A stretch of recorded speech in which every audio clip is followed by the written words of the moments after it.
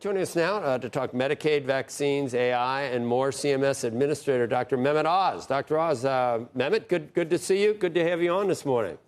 Good morning, Joe. We have been using a phrase a lot lately, and I'm talking about in terms of the reconciliation bill, and that don't let the perfect be the enemy of the good. Everybody's talking about Ronald Reagan, who used to say, if I can get 80% of what I want, I'm ready to accept that and negotiate. Did you get 80% of what you think was needed in terms of Medicaid reform in that House bill yesterday, Doctor? I think we did, Joe, and I'll tell you that for everyone listening, this is really important. The major goal in Medicaid is to align the federal government with the states. You want the governors doing the same thing for the same reasons as the federal government is doing those same things to help our most vulnerable. In the building that I work in, which is the Hubert Humphrey building, it's where Bobby Kennedy, myself, and some of the other agencies are based. There's a little placard on the side that Hubert Humphrey had said back in the day when the building was being built. And he said the moral obligation of government is to take care of folks who are in the dawn of their life, the kids. I'll come back to them with the MAHA report yesterday. Taking care of those in the twilight of their life, the seniors, that's the Medicare population, and to take care of those living in the shadows. So I think we're doing that. But we have a malaligned system where governors often are wisely gaming this system to maximize revenue for their states. But it hurts the federal government, it hurts the taxpayers, and it actually creates an incentive for people not to participate in life. That's why these work requirements, which was the most important thing that the House pushed forward, are so critical. And here's the key question, because it gets argued politically all the time. It's very simple. If you're going to get free food on a SNAP program, you have a work requirement. It's an obligation to try to work. You might not get a job, but you got to try. In Medicaid, we're saying try to get a job or volunteer, take care of someone in your family, go get an education, do something that shows you have agency in your life, that you want to make a difference, the fact that you matter. And when you don't ask that of people, you end up with generational poverty. And I've spoken to governors who, in a quiet moment, will admit that there are people in their state who will not work because they have never worked, because their parents didn't work. They don't know what it feels like to have that sense of accomplishment. And we need to change that both for the emotional well-being of our people, but it also is a budget breaker if we don't. Did it go far enough to try to balance out?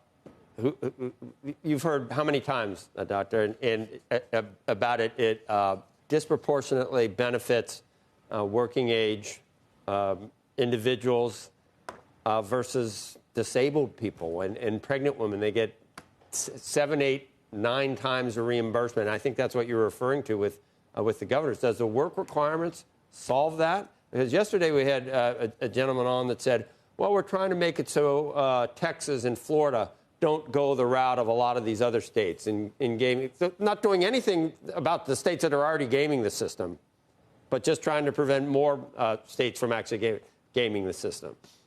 Well, there are hundreds of billions of dollars of saving that we're estimating, $770 billion in particular for just getting some of these different changes through there. But the work requirement is a big part of that. And as I mentioned, it has a moral benefit as well as a financial benefit. But the fundamental disconnect, which you're touching on, what I want to clarify, is that a able-bodied individual with no kid actually reimburses better than a pregnant woman with a kid who is disabled.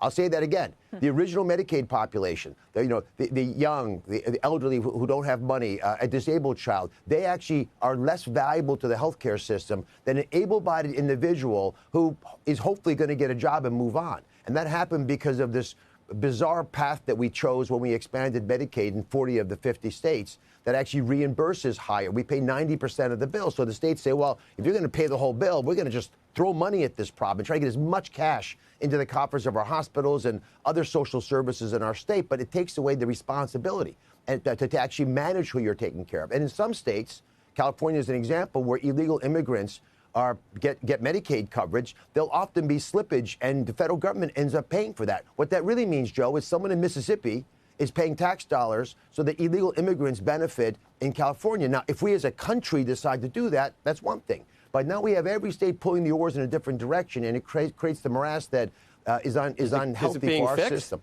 Is it fixed in this bill? And when the president said don't F with Medicaid, did that make it more difficult to do what's necessary? Because once again, we're thinking about an election in 2 years for a lot of members of the House.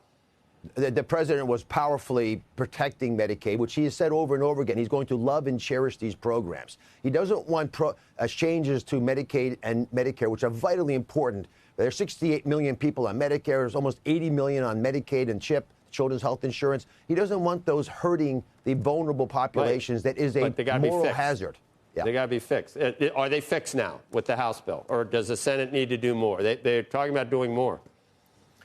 Well, we have fixed the short-term budget issue. The Senate very wisely is considering whether to make structural changes to address the problem we touched on earlier. How do you get governors to want to do the exact same thing that the federal government wants? And there are some changes that will be wise for this system. Our goal, as you know, is we've got a bunch of people in different roles in the cabinet that the president has wisely appointed to make a difference. My purpose in coming into government was not to serve for a couple of years, patch up a few things on the edges and move on. It's to make deep seismic shifts so the system is healthier going forward. This is true for Medicaid, Medicare, and all the social programs for health insurance in America. If you want to talk Maha, and I have said many times, Doctor, that we have Roger Altman on, who had a heart transplant, and not everybody knows that he wanted one surgeon to do that heart transplant, and that was you. So you're a lot more than a TV star, obviously. Anything that the Secretary Kennedy says where you go, as a doctor, where you go, I'm not comfortable with some of the conjecture or vaccine stuff. Were you on board with everything that Robert F. said yesterday at the White House? The Maha report that Secretary Kennedy drove through together with Secretary Collins. And of course, the president made it possible because you had everybody represented. There's one goal. It's the same thing every parent always says about what's going on in their children's lives. I want to double check to make sure everything's okay. That's what Secretary Kennedy is arguing for. We have to go back and look at what the hard science really says about many things we've taken for granted. And this is a fundamental reality of the entire Maha movement. Joe, I'm going to give you one word to define Maha: curiosity. Are you earnestly curious? Now, remember, 80% of these questions people are asking are actually statements in disguise. So do you really want to know the answer to the tough questions that moms all across America are asking about the health of their kids and why we're managing sick kids in a sick care system that is dramatically changing their futures? And remember, unhealthy kids become unhealthy adults. So I will speak to not just the moral hazard of allowing kids to have the chronic illnesses that the Maha report describes, but I'm going to reinforce what Secretary Kennedy is saying. We want to go back and kick the tires and ask the fundamental questions that should have been asked back when Medicare and Medicaid were created 60 years ago. Are these really the right things to do for our kids? We've made it easy for kids to be sick in America. 3/4 can't even serve in the military. This is your patriotic duty to keep your family healthy, but we need to help you. And this report is pushing every agency to ask those tough questions. But as we do that, we truly want to have equipoise. You truly want to be open-minded. And if you hear things that are uncomfortable, inconvenient, you got to be courageous to share that truth. And you got to be compassionate as you do it, because people don't care what you know till they know that you care. Administrator Oz, I'd ask how that plays out in some of the other agencies like the FDA, with Peter Marks leaving, a number of other long-term people who have been at that agency helping companies kind of push through new and groundbreaking cures or therapies for diseases. I mean, with some of those people gone, I'm already hearing back from the industry that it is harder to get answers from the industry on how they set up their clinical trials, how they can kind of plan for the future and hope that they get some of these things passed. How do you make sure that you are open and curious and thinking about all of these things without throwing out some of the great progress that has been made, including under the first Trump administration, where they streamlined some of those processes? Well, Marty Makary is doing a superb job as FDA director. He was on the Hill yesterday articulating exactly why those accusations are incorrect. They're keeping up with the workflow. They've got excellent people coming into government. This is a generational opportunity, Becky. You've got top-notch people saying, I'm going to give up what I was doing in my life and go in and try to serve, because we can make a difference now. And so one thing that the FDA and CMS, my agency, are going to do is to collaborate a bit more, so that when the FDA approves something, so they say, hey, this thing works, CMS is going to start paying for it earlier. There can sometimes be years Joe, you've kindly mentioned our mutual friend, Roger Altman.